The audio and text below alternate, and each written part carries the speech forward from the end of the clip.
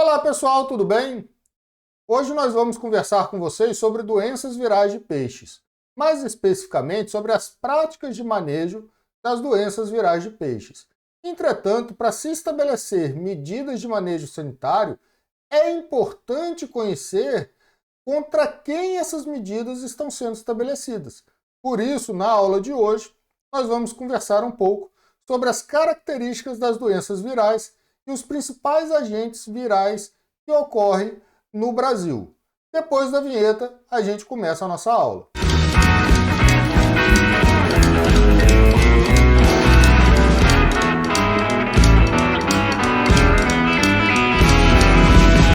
Hoje eu vou tentar começar a trabalhar a aula com vocês de uma maneira diferente, através do uso de mapas mentais. Eu vou construindo esse mapa mental à medida então que a gente for fazendo a nossa aula. Se a internet não deixar e não colaborar, aí eu vou transferir esse mapa mental então para um outro sistema. Então é importante a gente entender que o processo de intensificação dos cultivos é um dos principais responsáveis pelo processo de surgimento de doenças em cultivos aquícolas. Nesse processo de intensificação, além de haver uma maior facilidade de propagação dos agentes patogênicos, também existe uma característica que é a diminuição o aumento da pressão do ambiente sobre a fisiologia dos animais cultivados. Esse maior, na natureza, em geral, os agentes patogênicos e os hospedeiros, eles estão em equilíbrio. Por quê? Porque o ambiente, tá? E a relação ambiente, hospedeiro e patógeno, ela está, em geral, mais equilibrada.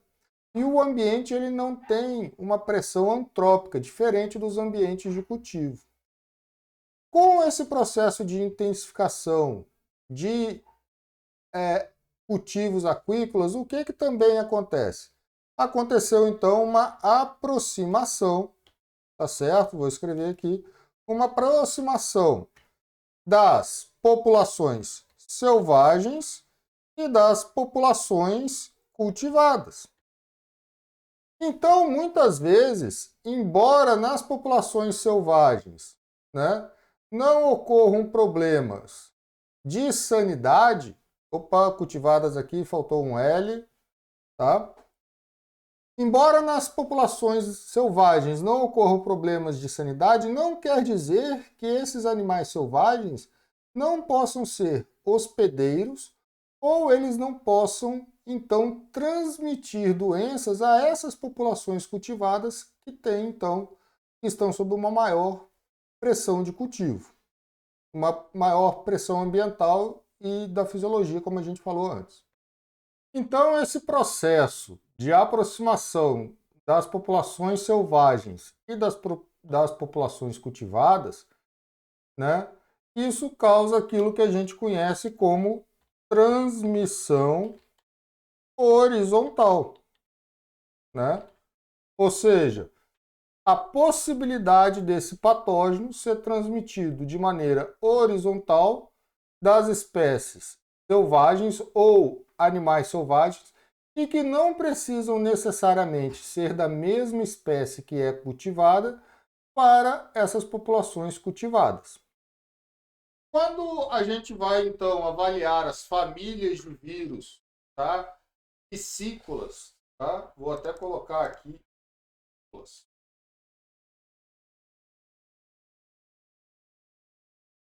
Elas não são muito diferentes, são as mesmas, na verdade, daquelas que atingem humanos e outros animais vertebrados de interesse para a produção.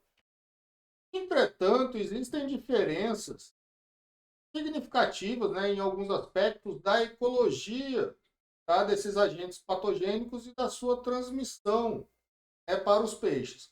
Uma das primeiras diferenças é que, em geral, né, para a maioria dos vírus, se comparar com, por exemplo, vírus de interesse humanos, né, ou de outros vertebrados, No caso dos vírus piscícolas, são poucos os que têm artrópodes como vetores. Os vírus piscícolas, eles em geral, eles podem ser disseminados através de correntes aquáticas. Entretanto, quando a gente compara as correntes aquáticas com os aerossóis, né, como no caso dos seres humanos, agora muito recentemente, né, a gente viu muito sobre isso na questão do coronavírus. Então, quando se compara a disseminação do vírus por aerossóis, essa disseminação ela ocorre de maneira muito maior e muito mais eficiente do que ocorre na disseminação nas correntes aquáticas. Então, embora ocorra sim disseminação, tá, dos vírus piscícolas pelas correntes aquáticas, esse é um processo de disseminação menos eficiente do que os aerossóis. No caso dos vírus, né, de peixes, a virulência desses vírus e também a resistência dos animais a esses vírus vão ser extremamente influenciadas por questões ambientais. A primeira delas que a gente tem que lembrar e que chama logo a atenção é a questão da temperatura. Então, baixas temperaturas tendem a diminuir, né, a resistência imunológica dos peixes. Tende, então, a favorecer, em alguns casos, a virulência desses vírus. Então, existe uma relação intrínseca, né, dessas questões ambientais, e aí eu falei da temperatura, mas a gente pode ter outros fatores ambientais, como a própria questão de densidade populacional, que eu comentei antes, né, que é o processo de intensificação, também podem influenciar nessa questão da resistência dos hospedeiros.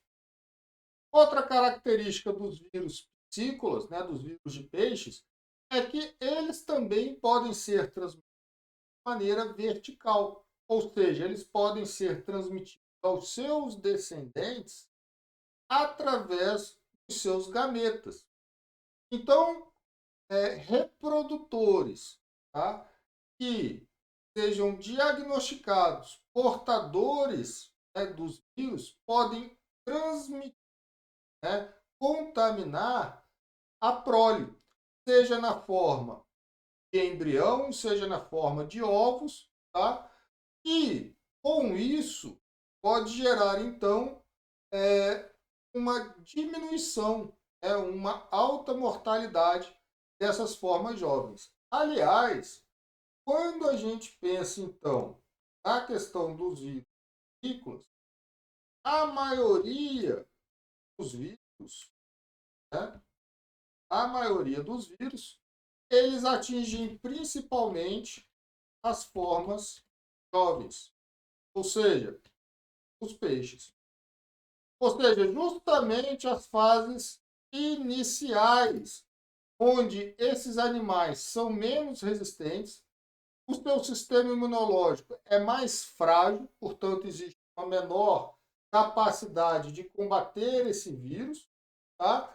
E, além disso, existe a questão da possibilidade da transmissão vertical, mas também existe a possibilidade da transmissão horizontal dos reprodutores para os ovos, ou para os embriões, ou para as larvas. Para as larvas, desculpa. Então, a forma como isso, né, como esses vírus vão ser transmitidos, pode variar, né, e vai variar de acordo com o tipo de vírus e também com as características, né, do sistema de produção e das medidas profiláticas. Então, numa determinada situação, pode ser que uma transmissão horizontal ela seja tenha maior probabilidade de ocorrer. Em outros momentos ou em outros tipos de vírus, pode ser que uma transmissão vertical tenha uma maior probabilidade de ocorrer. E aí, lembrando daqueles conceitos que a gente trabalhou lá na disciplina, não quer dizer que pelo vírus ser transmitido de maneira horizontal ou vertical, que um meio de transmissão exclui o outro. Na verdade, existem vírus que podem ser transmitidos das duas formas. Uma outra dificuldade das doenças virais em peixes é a dificuldade de diagnóstico que existe. Então, por quê? Primeiro, porque ainda existe uma carência, tá, de mão de obra qualificada. Então, isso é um fato, tá? Ainda existe uma carência muito grande, tá, de profissionais voltados para a área de sanidade de organismos aquáticos. Na área, então, de virologia, talvez isso seja mais carente ainda. E um outro motivo da gente ter, tá, uma dificuldade de diagnóstico é o custo. Tá? Então, o custo do diagnóstico das doenças virais ele é muito maior do que das doenças bacterianas. Porque para se fazer o diagnóstico de um vírus, é necessário que se faça, então, testes, análises biomoleculares, né? O famoso PCR. Então, é difícil, é custoso, existem poucos laboratórios e existe o quê? Uma similaridade, tá bom? De sinais clínicos. Nossa, agora foi ruim. Uma similaridade de sinais clínicos, tá? Das principais doenças virais com várias doenças de origem bacteriana. Então, muitas vezes ocorrem mortalidades massivas e se atribui, né, essas mortalidades a outros agentes que não o vírus. E aí se acaba, então, não se fazendo o correto diagnóstico. Outra característica, né, das doenças virais, tá, que a gente pode falar é que ela, em geral, tá, quando ocorrem pela primeira vez as doenças virais, em geral elas ocasionam altas taxas de mortalidade. Taxas de mortalidade, em geral, superiores a 50%, 60%, chegando até 80% da população. Então existe essa alta taxa por quê? Simplesmente porque o organismo, né, dos animais não estava preparado, né, para combater aquele patógeno, tá? Qual é então isso ocorre em geral nas primeiras vezes em que se tem o contato com o vírus. Depois, né, a tendência é que à medida que vai se desenvolvendo populações, né, se vai fazendo o processo de seleção, vamos dizer assim, natural e vão sobrando os animais mais resistentes, tá? Você vai tendo então uma diminuição dessas taxas de mortalidade. E aí se começa então a aprender a conviver com o vírus.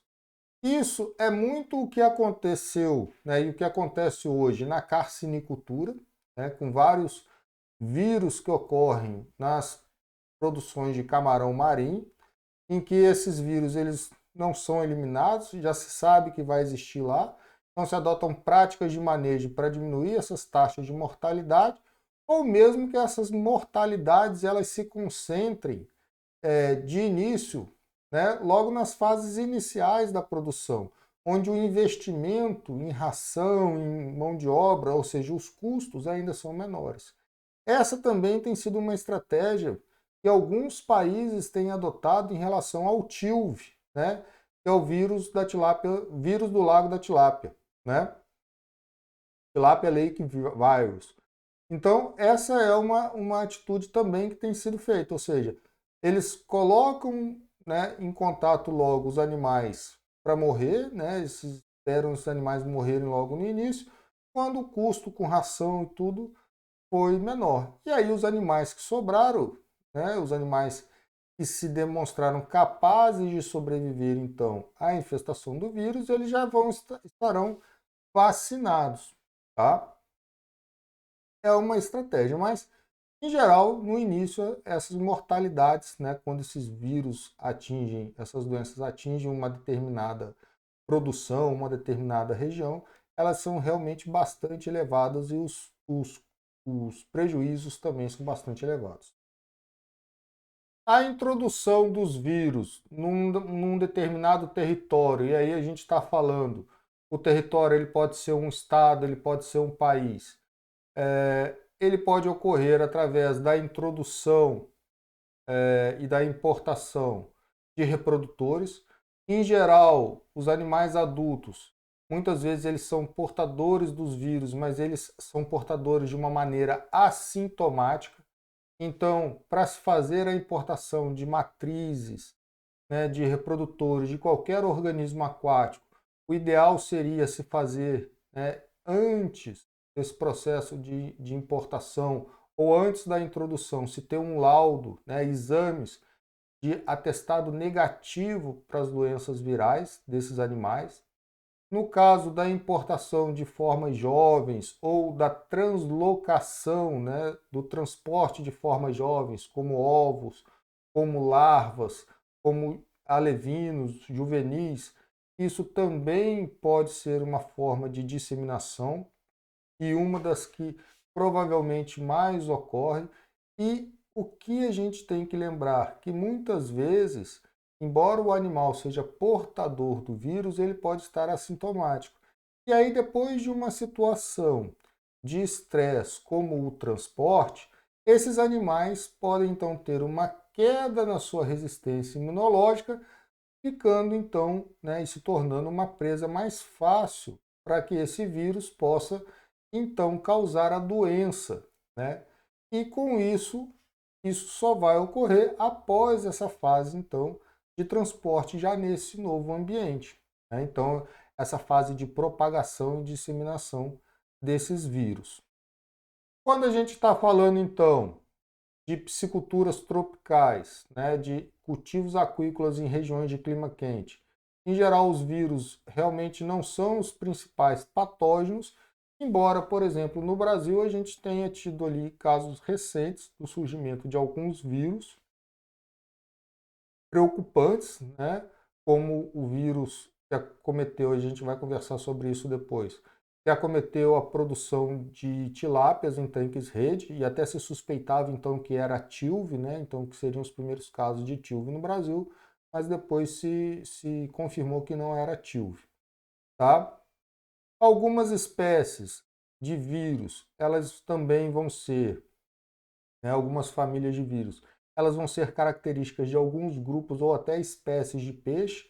Então, como a gente tem, por exemplo, ali o vírus, né, da doença primaveril da carpa, como a gente tem a ISA, né, que é a anemia infecciosa do salmão, entre outros, que são características de grupos de peixes. Então, de determinados grupos de peixes, né? Então, acometem determinados animais ou, por exemplo, no caso da anemia infecciosa do salmão, os sinais clínicos, a ocorrência da doença só foi registrada no salmão do Atlântico, mas se tem o registro, né, da presença desse vírus em outras espécies de salmonídeos, incluindo a truta arco-íris, que é cultivada no Brasil, mas sem, né, a ocorrência da doença, certo? Então, eu espero que vocês tenham gostado da aula. É importante conhecer essas características no sentido do planejamento das medidas de manejo sanitário e até o nosso próximo encontro e obrigado pela atenção.